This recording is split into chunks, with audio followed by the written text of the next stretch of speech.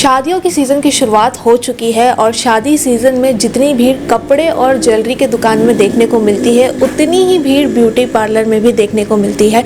आज इस वक्त हम मौजूद हैं शक्ति बाज़ार में आमंत्रण ब्यूटी पार्लर में, जहां हमारे साथ मौजूद है विभा तिवारी जी। विभा जी, आपका बहुत बहुत स्वागत है हमारे चैनल में, जिनसे हम करेंगे एक खास बातचीत। सबसे पहले मैं विभा जी आपसे पूछना चाहूँगी कि कोरोना से पहले की जो एक स्थिति थी और उसके बाद अब जो 2 सालों के बाद जो स्थिति आई है, कितना फ़र्क पड़ा है बिजनेस पे? बिज़नेस में तो काफ़ी फ़र्क पड़ा है, क्योंकि जितनी शादियां रुकी थी वो सब शादियां अभी हो रही हैं। लोग क्राउड ज़्यादा नहीं कर रहे हैं, लेकिन लड़कियों की जो इच्छा है कि हमको सगाई में ऐसा मेकअप चाहिए, लेडी संगीत में चाहिए, हल्दी में चाहिए, रिसेप्शन में चाहिए, तो वो लोग और दिल खोल के 1.5-2 साल से जो टोटल क्राउड है वो हर दिन कम से कम 5-7 मेकअप के इसमें सुबह शाम वो पूरा अपनी इच्छा से पहले काउंसलिंग करती हैं, मिलती हैं, उनको कैसा मेकअप चाहिए पूछती हैं, हमसे बात करती हैं और फिर वो मेकअप के लिए तारीख लेकर 2 महीने 1.5 महीने पहले उनकी बुकिंग हो चुकी है। जी बिल्कुल। बीच में जो है हम सब ने लॉकडाउन देखा, लॉकडाउन की स्थिति देखी, उसके बाद अनलॉक हुआ, मार्केट खुले, ब्यूटी पार्लरों को, सलून्स को काफ़ी दिनों के बाद जो है खुलने की अनुमति दी गई। उसके बाद भी कस्टमर में कहीं ना कहीं एक मतलब डर था कि कोरोना में या उसकी सेफ्टी को लेकर। अभी वो डर देखने को मिल रहा है कि नहीं? हाँ, प्रिकॉशन पूरा रख के काम किया जा रहा है। वो हम सैनिटाइज करना, डिस्टेंस मेंटेन करना, मास्क बांधना, और एक क्लाइंट की जब मेकअप हम करते हैं या एक ब्राइड की हम जब मेकअप करते हैं तो दूसरे को उसमें एंट्री नहीं देते हैं। उनका टाइम अलग रहता है ताकि वो सारे प्रिकॉशंस लेकर हम मेकअप करें।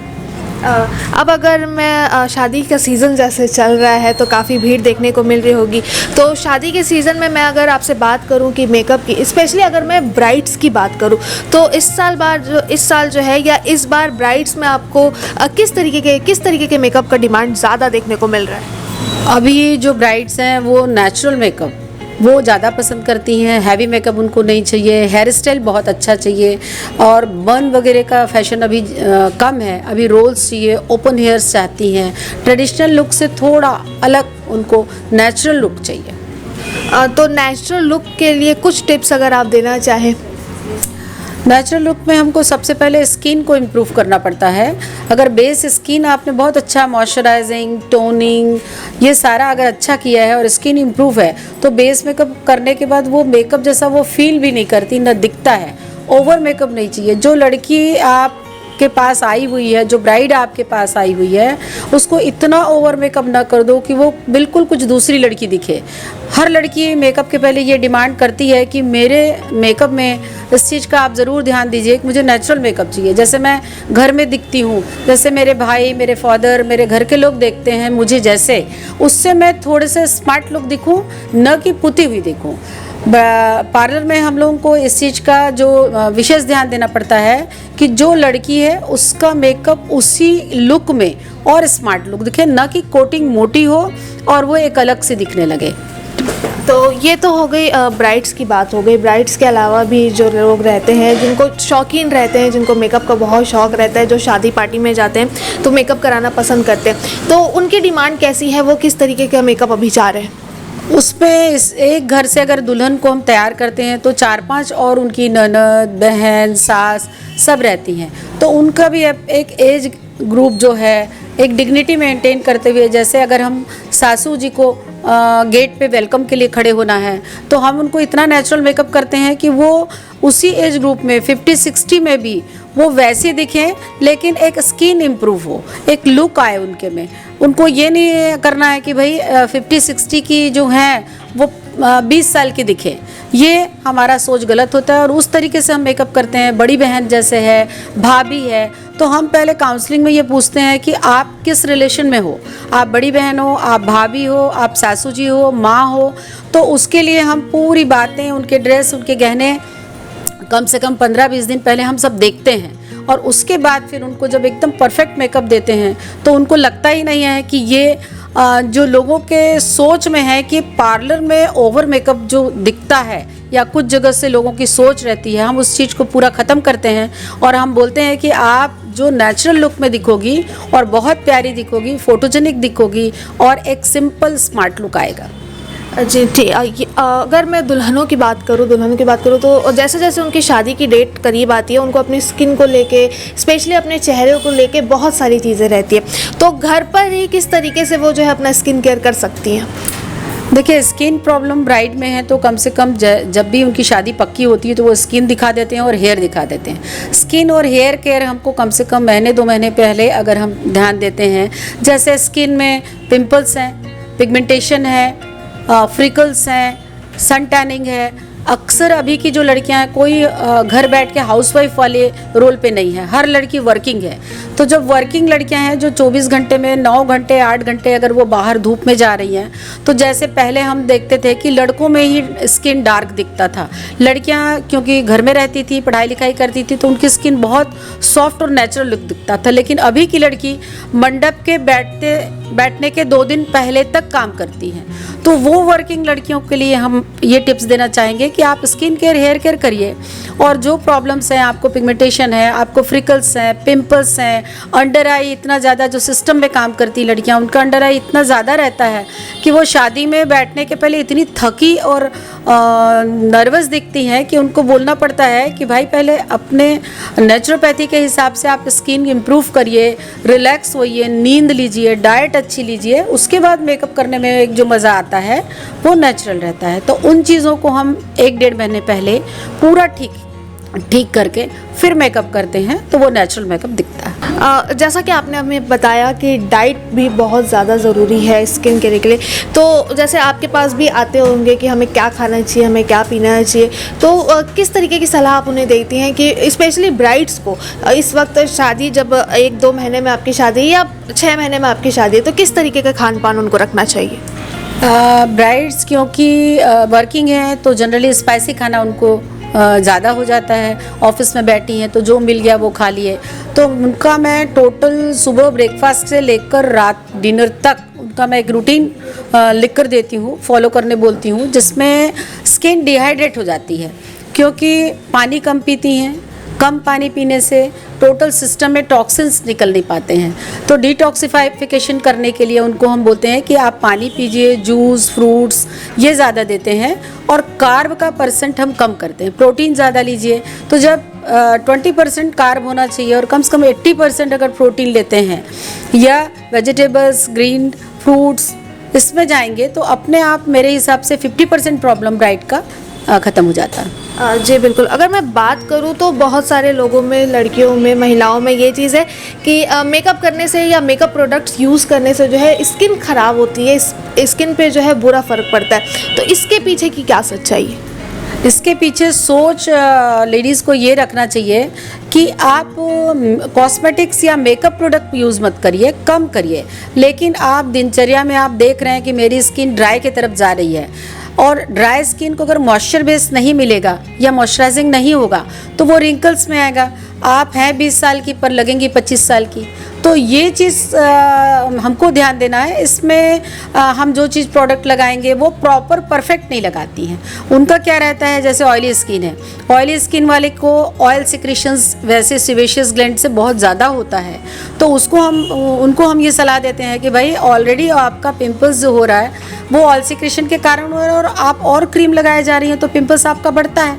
तो उसको रोकने के लिए आप जेल फॉर्म में मॉइस्चराइजिंग करिए, आप एक अच्छा फेस वॉश यूज़ करिए। सही जानकारी की कमी के कारण लड़कियों में मैंने देखा 80% लड़कियां, लेडीज़ जो हैं वो गलत प्रोडक्ट यूज़ करती कि आपके स्किन को रिक्वायरमेंट क्या है, आप उसको एनालिसिस करिए। आप प्रॉपर देखिए कि मेरी स्किन ऑयली है, ड्राई है, सेंसिटिव है, कॉम्बिनेशन है, क्या है, उसके अकॉर्डिंग आप प्रोडक्ट यूज़ करेंगी तो मुझे नहीं लगता कि किसी भी लड़की के चेहरे में कभी पिंपल्स होंगे या पिगमेंटेशन होंगे। केवल ये रहता है कि उनका ट्रैक गलत रहता है। मेरे पास जितनी भी लेडीज़ लड़कियां आती हैं, काउंसलिंग में करती हूँ, उनको यही समझाती हूँ कि आपके स्किन की डिमांड क्या है वो समझिए और डिमांड के अकॉर्डिंग आप प्रोडक्ट लगाइए तो आपको कभी भी कोई प्रोडक्ट किसी भी प्रॉब्लम की ज़रूरत नहीं होगी। लेकिन लड़कियां, लेडीज़ की एक नेचर रहता है कि अगर मेरी फ्रेंड ये चीज़ लगा रही है और वो गोरी दिख रही है तो इसको लगाने से मैं भी हो जाऊँगी, या मेरी फ्रेंड ये या घर में कोई मेंबर है वो शैम्पू यूज़ कर रही है, उसके बाल अच्छे हो गए तो मेरे बाल भी अच्छे हो जाएंगे। ये नहीं, आपके हेयर्स में भी रहता है कि ड्राई हेयर्स है क्या, स्प्लिटेंट्स हैं क्या, कर्ली हेयर्स हैं क्या, आपका मेडुला कितना पतला मोटा है, ये आप एनालिसिस करिए। फिर आपका हेयर में ऑयल कितने दिन में आता है, आज आप शैम्पू किए तो 2 दिन में तेल आ रहा है कि तीसरे दिन आ रहा है, उसका एनालिसिस करिए। फिर परफेक्ट अगर हेयर और स्किन में प्रॉपर आप सही प्रोडक्ट जानकारी के बाद आप यूज़ करेंगे तो हेयर्स में भी कोई प्रॉब्लम नहीं आएंगे। एलोपेशिया का होना, अभी अधिकतर लड़कियां, जैसे जेंट्स में गंजापन आता वैसे लेडीज़ में आ रहा है, बालों के प्रॉब्लम्स ज़्यादा बढ़ गए हैं। वो इसलिए कि किसी भी फैंसी शॉप में या कहीं से भी खरीद के लगाए, आज ये लगाए, एक हफ्ता वो शैम्पू यूज़ किया, दूसरे हफ्ता दूसरा शैम्पू यूज़ किया, लेकिन उनको खुद को ये नहीं पता है कि मुझे कौन सा शैम्पू, क्या कंपाउंड्स वाली शैम्पू मुझे लगाने से मेरे बाल अच्छे हो जाएंगे। तो मैं अभी यंगस्टर लड़कियों को, लेडीज़ को और जेंट्स को भी ये सलाह देना चाहूँगी कि पहले आप एक प्रॉपर अपने स्किन और हेयर के एनालिसिस करिए, किसी जानकार से आप सलाह लीजिए, और उसके बाद अगर आप सही प्रोडक्ट यूज़ करेंगे तो स्किन और हेयर किसी चीज़ में कभी कोई प्रॉब्लम नहीं होगा। प्रोडक्ट्स की अगर मैं बात करूँ, मैम मेकअप प्रोडक्ट्स की अगर बात करूँ तो आज की डेट में मार्केट में एक ही उसके कई सारे प्रोडक्ट, कई सारे ब्रांड के प्रोडक्ट्स आते हैं, तो वो भी बहुत एक मुश्किल होता है कि कौन से ब्रांड का चूज़ करे, किस टाइप की प्रोडक्ट चूज़ करे। तो ऐसे में इंसान किस तरीके से कौन से प्रोडक्ट को चूज़ कर सकता है? देखिए, कंपनी पे मत जाइए आप, पहले उस कंपनी का कोई ऐसा प्रोडक्ट एनालिसिस करिए कि मेरे स्किन में क्या रिक्वायरमेंट है। और मैं किसी कंपनी खास का ना बोल के मैं यही बोलूँगी कि हर कंपनी की हर चीज़ अच्छी नहीं होती। कुछ कंपनी के मॉइस्चराइज़र अच्छे हैं, किसी का टोनर अच्छा है, किसी का SPF अच्छा है, किसी कॉस्मेटिक प्रोडक्ट में बेस अच्छा है। तो आपको ये नहीं देखना है कि एक कंपनी का यूज़ करें। तो जैसे लड़कियाँ आती मेरे पास, वो बोलती हैं हम क्लिनजिंग, टोनिंग, मॉइस्चराइजिंग तीनों करते हैं। आप अगर ऑयली स्किन की हैं तो आपको मॉइस्चराइजिंग की ज़रूरत ही नहीं है। आप क्यों मॉइस्चराइजिंग कर रही हैं? आपको टोनिंग और क्लिनजिंग हो गया, क्लिनजिंग में मॉइस्चराइजिंग बेस रहता ही है, 2 काम से। लेकिन नहीं, क्योंकि उनके दिमाग में ये बैठा हुआ है कि मुझे क्लिनजिंग, टोनिंग और मॉइस्चराइजिंग करना है। किसने बोला? किसी में नहीं, कहीं से पढ़ के, कहीं जानकारी लेके आपको तीनों की ज़रूरत नहीं है। अब इसी के अगेंस्ट अगर ड्राई स्किन है, उसको क्लिनजिंग के बाद डायरेक्ट मॉइस्चराइजिंग की ज़रूरत होती है, टोनिंग की उतनी ज़रूरत नहीं होती, तो आप मॉइस्चराइजिंग यूज़ करिए। तो जो ये एक पैटर्न चला आ रहा है लोगों को बिना जानकारी के, वो अभी स्किन और हेयर इतना एडवांस आ चुका है, इतने प्रोडक्ट एडवांस आ चुके हैं कि हमको कंपनी पे नहीं जाना है, कंपनी के प्रोडक्ट का एनालिसिस करके हमको जो सूट करे वो लेना। आजकल मैम ये चीज़ चल रही है कि इंटरनेट से देख के, यूट्यूब से देख के लोग एक्सपेरिमेंट खुद के ऊपर कर रहे हैं। तो कितना ज़रूरी है? मेरे हिसाब से तो बहुत ज़रूरी है कि आप कुछ अगर पढ़ के कर रहे हैं, आप पढ़ लीजिए, बहुत अच्छी बात है कि आप पढ़ लीजिए, आप जानकारी निकाल लीजिए, लेकिन एक बार किसी एक्सपर्ट से उस चीज़ को कंसल्ट करके ही अपनी स्किन पे उस चीज़ का एक्सपेरिमेंट कीजिए। तो इस पर आप क्या कहेंगी? इस पर मैं कहूँगी, मेरे पास कम से कम 50% लोग, जो लड़कियां और लेडीज़ आती हैं, जब वो आती हैं तो बोलती हैं कि हमने इतने ट्रीटमेंट करा लिए, हमने ये प्रोडक्ट यूज़ किया, पर हमारी स्किन अच्छी नहीं हुई, हमको ये प्रॉब्लम आया। हज़ारों लाखों खर्च कर चुके हैं, लेकिन उनको सही एक्सपर्ट की जानकारी के हिसाब से उनको बस ये बताना पड़ता है कि मेरे पास, मैं जो उनको जानकारी देती हूँ कि आपकी स्किन ये है, इस चीज़ की ज़रूरत है, बस बाकी सब बंद कर दीजिए। तो उनके ड्रेसिंग टेबल में प्रोडक्ट की ढेर लगी हुई है। अब उनको लगता है आज ये लगाया तो 2 दिन अच्छा लगा, ये लगाया तो वो कर करके स्किन की क्वालिटी को वो लोग ख़राब करते जाते हैं। और ये ख़राब होने के बाद जब स्थिति ज़्यादा बिगड़ जाती है तब फिर उसको संभालना मुश्किल होता है। तो बनिस्बत ये है कि आप कम प्रोडक्ट लगाइए, लेकिन आपके स्किन का डिमांड क्या है वो समझ के आप करेंगे तो आपको कभी भी, आप 60 के एज में भी आपका स्किन बहुत अच्छा इम्प्रूव दिखेगा। आप एक चीज़ हमेशा ध्यान दीजिए कि आप अगर सही प्रोडक्ट यूज़ कर रही हैं तो हमेशा आप अपने एज ग्रुप से 5 साल कम से कम लगेंगी, और आप गलत यूज़ कर रही हैं तो आप कम से कम 5 साल ज़्यादा लगेंगी। बिल्कुल बिल्कुल बिल्कुल सही बात ma'am. Thank you so much Vibha ji हमारे साथ जुड़ने के लिए। तो आज हम मौजूद हैं शहर के शक्ति बाज़ार स्थित आमंत्रण ब्यूटी पार्लर में, जहां हमने खास बातचीत की विभा तिवारी जी से, जिन्होंने हमें ब्यूटी टिप्स दिए, बहुत सारी जानकारियां हमारे साथ साझा की। आप यूँ ही देखते रहिए पहुना.in। कैमरामैन पिंटू देवांगन के साथ मैं अपूर्वा सिंह।